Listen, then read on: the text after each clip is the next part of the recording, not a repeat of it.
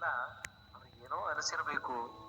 ನೇರದಲ್ಲಿ ನಿಂತು ನೋಡ್ತಾ ಕಣ್ಣೀರಿಡ್ತಾ, ಅಯ್ಯೋ ಪಾಂಡವರು ಹೊರಟು, ನಮಗಿನ್ನು ವನವಾಸವೇ ಗತಿ ಅಂತ ನೊಂದು ನುಡಿದ್ರಂತೆ. ಪಾಂಡವರಿಲ್ಲದ ಊರು ಅರಣ್ಯಕ್ಕೆ ಸಮ ಅಂತ ಜನರು ಆಡಿಕೊಳ್ಳುವಷ್ಟು ಪ್ರೀತಿಯನ್ನ ಗಳಿಸಿದ್ರು ಪಾಂಡವಾದಿಗಳು. ಕೌರವರೆಲ್ಲ ಅವರನ್ನ ಕಳಿಸಿ ಮರಳಿದರು. ಭೀಷ್ಮ ವಿದರಾದಿಗಳು ಅಲ್ಲಿಯೇ ಪಾಂಡವರೊಂದಿಗೆ ಸ್ವಲ್ಪ ಕಾಲ ಇದ್ದು ಸಮಾಧಾನವಾಗಿ ಮಾತನಾಡ್ತಾ ನಿಂತರಂತೆ. ವಿದುರ ಧರ್ಮರಾಜನನ್ನ ಪಕ್ಕಕ್ಕೆ ಕರೆದುಕೊಂಡು ಹೋಗಿ ಮೆಲ್ಲನೆ ಯುಧಿಷ್ಠಿರನ ಕಿವಿಯಲ್ಲಿ ಅವನಿಗೆ ಮಾತ್ರ ಅರ್ಥ ಆಗೋ ಒಗಟಿನಂತಹ ಭಾಷೆಯಲ್ಲಿ ಏನೋ ಹೇಳ್ದ. ಧರ್ಮರಾಜನು ಕೂಡ ಓ ಓ ಓ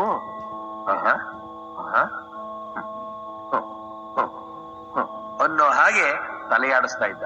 ವಿದುರ ನೋಟ ನೈತಗುತ ಸಂಕೇತದನಿ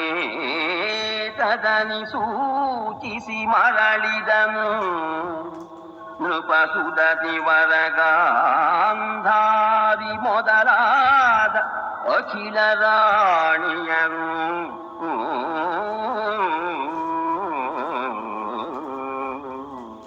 ಮುದದ ಮುರುವಿನಲಿ ಇವರ ತೆಗೆದಪ್ಪಿದರು. ಮುದದ ಮುರುವಿನಲಿ ಇವರ ತೆಗೆದಪ್ಪಿದರು. ಭೂಪತಿ ಸಹಿತ ಕರುಶೋಕದನಿ ಕಳುಹಿಸಿಕೊಂಡು ಬಂದರು ಹಸ್ತಿನಾಪುರಕ್ಕೆ.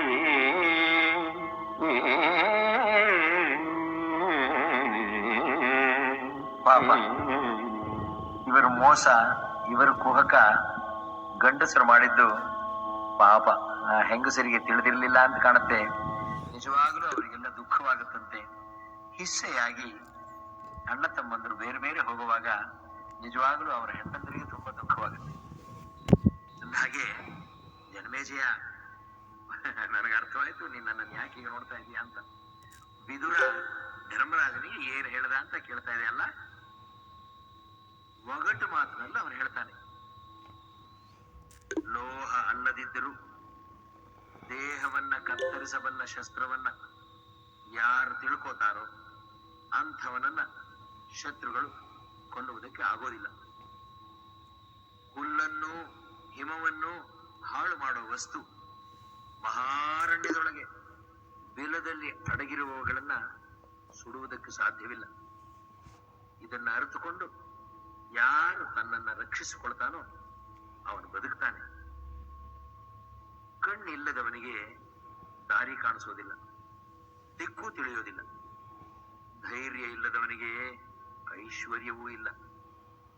ಈ ಎಚ್ಚರಿಕೆ ನೆನಪಿನಲ್ಲಿರಲಿ ಅಂತ ಮಾರ್ಮಿಕವಾಗಿ ಧರ್ಮರಾಜನ ಕಿವಿಯಲ್ಲಿ ಹೇಳ್ತಾನೆ. ವೈಶಂಪಾಯನರೇ, ನಮ್ಮ ಮುತ್ತಜ್ಜಂದರಿಗೆ ವಾರಣಾವತಕ್ಕೆ ಹೋದಾಗ ಎಷ್ಟು ವಯಸ್ಸಿದ್ದೀತು ಅಂತ ಜನಮೇಜಯ ಕೇಳ್ತಾನೆ. ಅದಕ್ಕೆ ವೈಶಂಪಾಯನರು ಹೇಳುವಾಗ, ಅರಸ ಕೇಳೈ ಹಸ್ತಿನಾಪುರವರವ ಹೊರಡುವ ಮುಹೂರ್ತಕ್ಕೆ ವರುಷ 29 ಧರ್ಮನಂದನಗೆ. ವರುಷ 13 ಹಸ್ತಿನಪುರದೊಳಿದ್ದರು. ವರುಷ 13 ಹಸ್ತಿನಪುರದೊಳಿದ್ದರು. ಹಿಂದೆ 16 ವರುಷವನದೊಳಗೆ ಇಂಟು ಲೆಕ್ಕವ ನೋಡಿಕೋ ಎಂದ. ಇದು ಬರೀ ಜನಮೇಜಯನಿಗೆ ಮಾತ್ರ ಆದ ಕುತೂಹಲವಲ್ಲ, ನಮಗೂ ಅನಿಸುತ್ತೆ ಅವರಿಗೆ ಎಷ್ಟು ವಯಸ್ಸಿದ್ದೀತು ಅಂತ. ಹಸ್ತಿನಾಪುರವನ್ನು ಬಿಟ್ಟು ವಾರಣಾವತಕ್ಕೆ ಹೊರಟಾಗ ಧರ್ಮರಾಜನಿಗೆ 29 ವರ್ಷ, ಭೀಮನಿಗೆ 27, ಅರ್ಜುನಿಗೆ 25, ಅವಳಿ ಸಹೋದರರಾದಂತಹ ಮಾದ್ರಿ ಕುಮಾರರಿಗೆ ನಕಲು ಸಹದೇವರಿಗೆ 22. 13 ವರ್ಷ ಹಸ್ತಿನಾಪುರದಲ್ಲಿ ಇದ್ರು.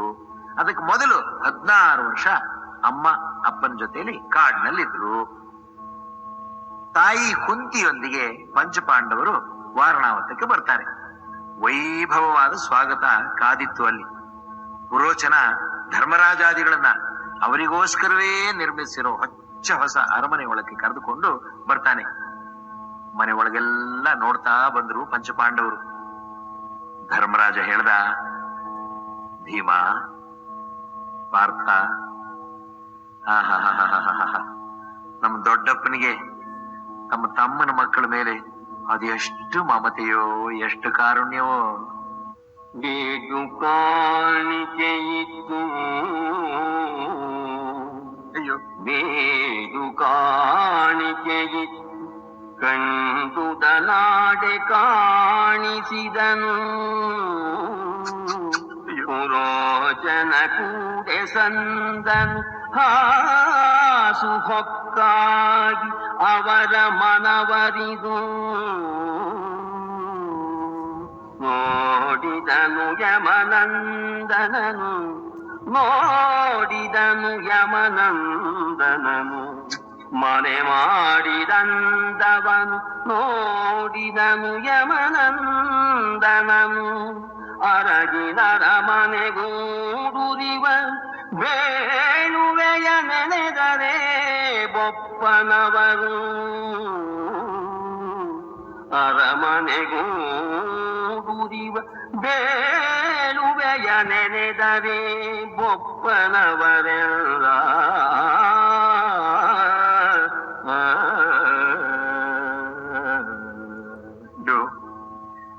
ಭೀಮ, ಒಂದೇ ಬಾಗಿಲಿರುವಂತಹ ಈ ದೊಡ್ಡ ಅರಮನೆಯಲ್ಲಿ, ಅರಗಿನ ಅರಮನೆಯಲ್ಲಿ ನಮಗೋಸ್ಕರವೇ ನಮ್ಮ ದೊಡ್ಡಪ್ಪ ಯಜ್ಞಕುಂಡವನ್ನ ಕಟ್ಟಿಸಿದ್ದಾರೆ ಕಣೋ. ಅರ್ಜುನ, ಯಮಳರೇ ಕೇಳಿ, ನಾವು 4 ಸಮಿತ್ತುಗಳು. ನಮ್ಮ ಅಮ್ಮ ಆಹುತಿ, ಭೀಮಸೇನ ಯಜ್ಞ ಪಶು, ಕುಮತಿ ಕಟ್ಟಿಸಿರೋ ಯಜ್ಞಕುಂಡ ಇದು. ಈ ಯಾಗದಲ್ಲಿ ಯಜ್ಞ ದೀಕ್ಷಿತನಾಗಿ ಕಂಕಣಬದ್ಧನಾಗಿ ಇರೋನು ದುರ್ಯೋಧನನೋ ಬೇರೆ ಯಾರೋ ನನಗೆ ಅರ್ಥವಾಗ್ತಾ ಇಲ್ಲ ಅರ್ಜುನ.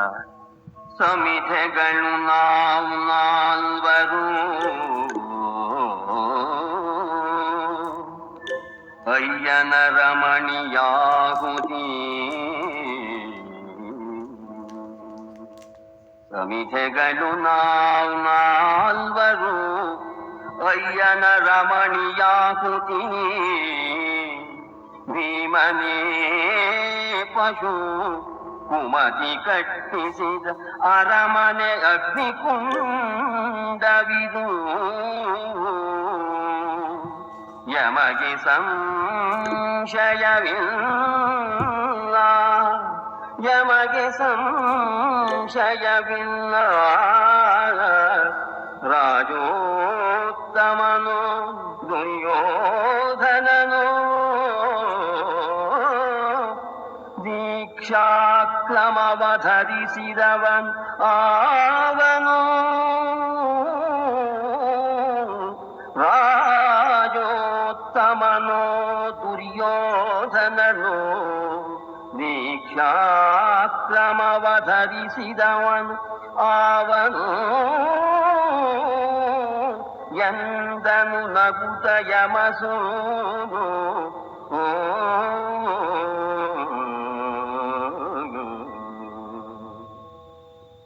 ಗಂಟಲು ಬಿಗೀತಂತೆ ಜನಮೇಜಯನಿಗೆ. ವೈಶಂಪಾಯನರು ಹೇಳಿದ್ರು, ಜನಮೇಜಯ ಕೇಳು, ಒಂದು ಸಂತಸದ ಸುದ್ದಿಯೂ ಇದೆ ಕೇಳಪ್ಪ. ಹಾಗೆ ಅಂತ ಹೇಳಿ ಧರ್ಮರಾಜಾದಿಗಳು ಅಲ್ಲಿ ನೆಲೆಸಿದ ಒಂದು 4-6 ದಿನಗಳ ಮೇಲೆ ವಿದುರ ಕಳಿಸಿದ ಕನಕ ಅಂದ್ರೆ ಸುರಂಗ ಕೊರೆಯೋನೊಬ್ಬ ಬಂದ. ಅರಗಿನ ಮನೆಯೊಳಗೆ ಹೋಗಿ ಜಾಗಗಳನ್ನೆಲ್ಲ ನೋಡ್ದ. ಒಂದು ಒಳ್ಳೆ ಸರಿಯಾದ ಜಾಗ ಹುಡುಕದ.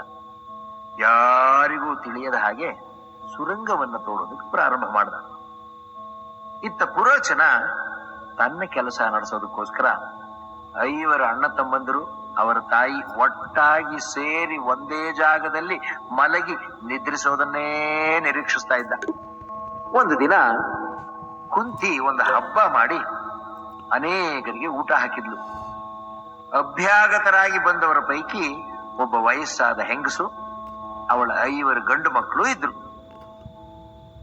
ಒಂದು ದಿನ ಹಬ್ಬದಲ್ಲಿ ಭೂಸುರ ವೃಂದ ಉಂದುದು ಪಂಚಪುತ್ರಿಕೆಯೆಂದು ಬೇಡತಿಯೊಬ್ಬಳಿದ್ದಳು ಸುತರು ಸಹಿತ.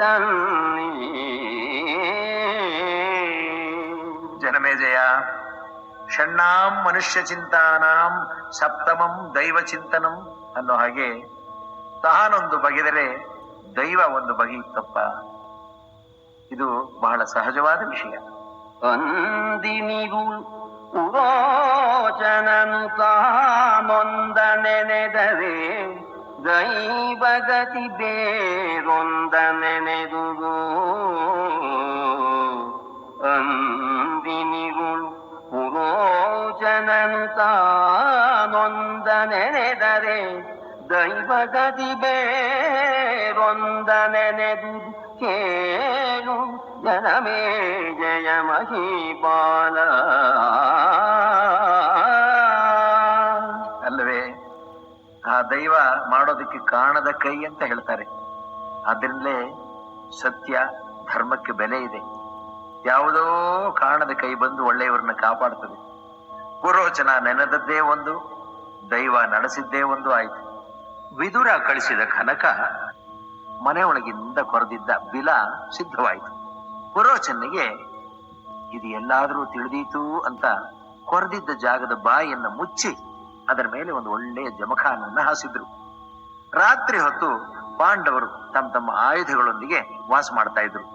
ಹಗಲ ವೇಳೆ ಬೇಟೆ ನೆವದಲ್ಲಿ ಹೊರಗೆ ಇರ್ತಾ ಇದ್ರು. ನಂಬಿಕೆ ವಿಶ್ವಾಸ ಇರದೇ ಇದ್ರು ಕೂಡ ವಿರೋಚನ್ನಲ್ಲಿ ಬಹಳ ಸ್ನೇಹವಾಗಿಯೇ ನಡ್ಕೊಳ್ತಾ ಇದ್ರು. ಬಾಪ್ಪ, ಹೇಗಪ್ಪ ಇದೆಯಾ, ಎಲ್ಲ ನಿಮ್ಮ ಮನೇಲಿ ಆರೋಗ್ಯವೇ, ಆಹಾ ಅಂತ ಮಾತನಾಡಿಸ್ತಾ ಇದ್ರು. ಇವರ ಏರ್ಪಾಟು ಅಗೆಯುವವನೊಬ್ಬನಿಗೆ ಹೊರತು ಬೇರಾರಿಗೂ ಗೊತ್ತಿರಲಿಲ್ಲ. ಸರಿ ಸುಮಾರು 1 ವರ್ಷ ಕಾಲ ಪಾಂಡವರು ಆ ಮನೆಯಲ್ಲಿದ್ರು. ತನ್ನ ಸಂಚಿನ ಬಗೆಗೆ ಪಾಂಡವರಿಗೆ ಸಂಶಯ ಬಂದಿಲ್ಲ ಅಂತ ಖಾತರಿ ಮಾಡಿಕೊಂಡು ಪುರೋಚನ ಮನಸ್ಸಿನಲ್ಲೇ ಸಂತೋಷವಾಗಿದ್ದ. ಒಂದು ದಿನ ಧರ್ಮರಾಜ ತಮ್ಮಂದರನ್ನೆಲ್ಲ ಕರೆದು, ಈ ಪಾಪಿ ವಿರೋಚನ ನಮಗೆಲ್ಲ ಅವನು ಮೋಸ ತಿಳಿದಿಲ್ಲ ಅಂತ ಭಾವಿಸಿರೋ ಹಾಗಿದೆ.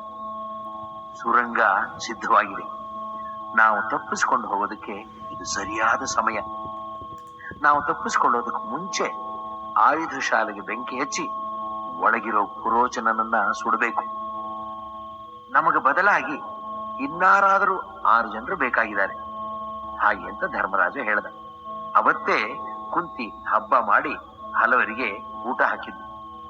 ಅವತ್ತು ಊಟಕ್ಕೆ ಬಂದಿದ್ದವರ ಪೈಕಿಯೇ ಮೊದಲೇ ಹೇಳಿದ ಹಾಗೆ ಒಬ್ಬ ಮುದುಕಿ, ಅವಳ 5 ಗಂಡು ಮಕ್ಕಳು ಇದ್ರು. ಅವರ ಅತಿಯಾದ ಮದ್ಯ ಸೇವಿಸಿ ಮನೆಯೊಳಗೆ ಒಂದೇ ಜಾಗದಲ್ಲಿ ಮಲಗಿ ನಿದ್ರೆ ಮಾಡ್ತಾ ಇದ್ರು.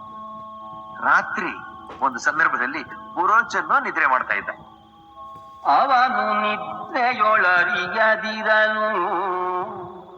ಆ ಭವನ ಮುಖದಲ್ಲಿ ಕಿಚ್ಚನೊಟ್ಟಿಸಿ ಪವನ ಸುತ ಸಹಿತಿವರು ಕಾಯ್ದರು ಬಿಲದ ಮಾರ್ಗದಲ್ಲಿ. ಅವರು ಬೆಂದರು ಮುನ್ನ ಬಳಿಕ ಭವನ ಪಂಕ್ತಿಗಳುರಿದು ಕರಗಿದವು. ಅವನಿಯಲಿ ಹೊನಲಾಯಿತು ಪುರಜನ ವೈದ್ಯ ಬೆರಗಾಗೆ. ಭೀಮಸೇನ ಆ ಮನೆಗೆ ಬೆಂಕಿ ಹೊತ್ತಿಸಿ ತಾಯಿ ಅಣ್ಣ ತಮ್ಮಂದಿರ ಸಮೇತ ಬಿಲದಿಂದ ತಪ್ಪಿಸಿಕೊಂಡು ಎಲ್ಲರೂ ಹೊರಟೇ ಬಿಟ್ರು. ಬೆಳಗಾಯ್ತು. ಪುರಜನರೆಲ್ಲ ಬರತೊಡಗಿದರು. ಮುಗಿದೇ ಹೋಗಿತ್ತು. ಪಾಂಡವರ ವಾಸಕ್ಕೆ ಅಂತ ಕಟ್ಟಿದ್ದ ಅರಮನೆ ಎಲ್ಲರಿಗೂ ಆಶ್ಚರ್ಯ, ಖೇದ. ನೋಡ್ತಾ ಇದ್ದಾರೆ, ಒಬ್ಬೊಬ್ಬರು ಮಾತನಾಡ್ತಾ ಇದ್ದಾರೆ. ಅಗಡ ಪಾಂಡವರಳಿದರೆ ಅಗಡ ಪಾಂಡವರಳಿದರೆ ಕೌಲಿಕದಿ ಕೌರವರಿದರೆ ಮತಿ ವಿಕಲರವದಿದು ಬೆಂದು ಹೋದದು ಧರ್ಮದಲ್ಲಿ ನಡೆದು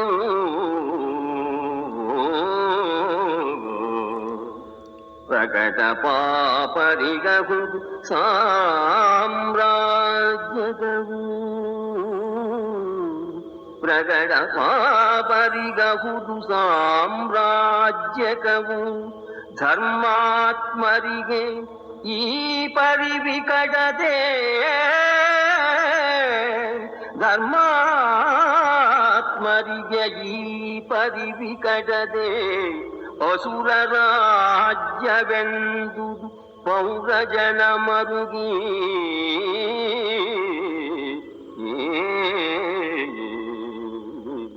ಪೌರ ಜನ ಮಾತನಾಡ್ಕೊಳ್ತಾ ಇದ್ದಾರೆ. ಅಯ್ಯೋ ವಿಧಿಯೇ, ಕ್ರೂರ ವಿಧಿಯೇ, ಸತ್ಯಸಂಧರಾದಂತಹ ಪಾಂಡವರು ಅಳದರಲ್ಲ. ಅಯ್ಯೋ, ಯಾರು ಮಾಡಿದ ಮೋಸವೋ ಇದು, ಯಾರು ಮಾಡಿದ ಮೋಸವೋ, ತುಂಬಾ ದುಃಖ ಪಡ್ತಾ ಇದ್ದಾರಂತೆ. ಮುನ್ನ ಬೆಂದನಲ ಪುರೋಚನ ಕುನ್ಯದು ನೇಸಾಯಿತು ಹದನು ಮುನ್ನ ಬೆಂದನಲ ಪುರೋಚನ ಕುನ್ಯದು ಅದು ನೇಸಾಯಿತು ಹದನು ಆಪನ್ನರಾದರೆ ಅವ್ಯಯವು ಸಹಿತ ಅಗಡ ಪಾಂಡವರು ಇನ್ನು ಸುಡು ಸುಡು ಧರ್ಮ ಸಂಪ್ರತಿಪನ್ನ ಗುಣಾಚಾರಗಳ ಸಂಪನ್ನತೆಯನು ಧರ್ಮ ಸಂಪ್ರತಿಪನ್ನ ಗುಣಾಚಾರಗಳ ಸಂಪನ್ನತೆಯ ಸುಡು ಎಂದೊರಲಿ ಮರುಗಿತು ನಿಖಿಲ ಪರಿವಾರ.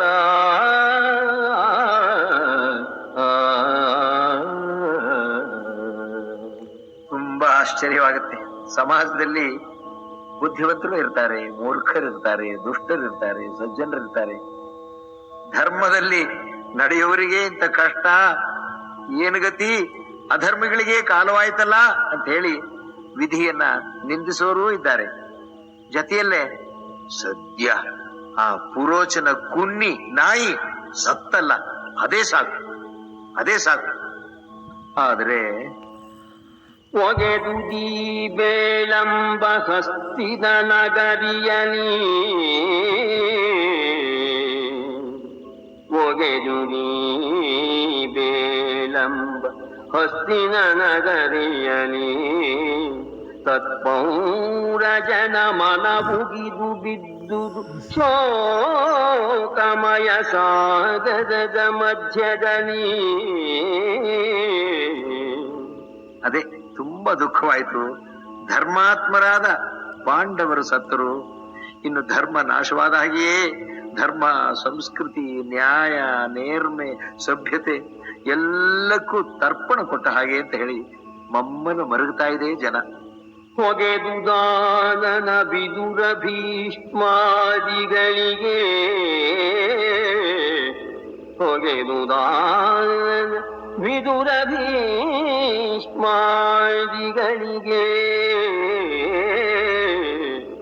ಧೃತರಾಷ್ಟ್ರ ಸುತರಿಗೆ ದುಗುಡದಡ್ಡಿಯ ಹರುಷ ಸಿರಿ ಹೊಕ್ಕಳು ಮುಖಾಂಬುಜವ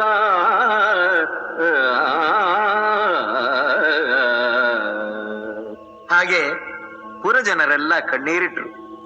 ಕನಸೋ ಕನವರಿಕೆಯೋ ಅಂತ ಕಂಡ ಈ ದುರಂತದ ಸುದ್ದಿ ಹಸ್ತಿನಾಪುರವನ್ನು ಮುಟ್ಟಿತು.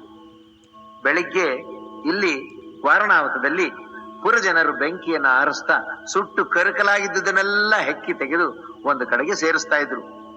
ಪಾಪಿ ಪುರೋಚನನು ಸತ್ತ ಅನ್ನುವುದು ಖಾತರಿಯಾಯಿತು. ದುಷ್ಟ ದುರ್ಯೋಧನನೇ ಪಾಂಡವರನ್ನ ನಾಶ ಮಾಡುವುದಕ್ಕೆ ಈ ಸಂಚನ್ನ ನಡೆಸಿದ್ದಾನೆ ಅಂತ ಕೂಡ ಜನ ಊಹಿಸ್ತಾರಂತೆ. ಧೃತರಾಷ್ಟ್ರನ ಪಾಲು ಇಲ್ಲದೇ ಇಲ್ಲ ಇದರಲ್ಲಿ ಅಂತ ಸಹ ಊಹಿಸ್ತಾರಂತೆ. ಈ ಸುದ್ದಿ ಹಸ್ತಿನಾಪುರವನ್ನು ಮುಟ್ಟುತ್ತೆ. ವಿದುರ ಭೀಷ್ಮಾದಿಗಳ ಮುಖದಲ್ಲಿ ದುಃಖ ಕಾಣಿಸಿಕೊಂಡ್ರು.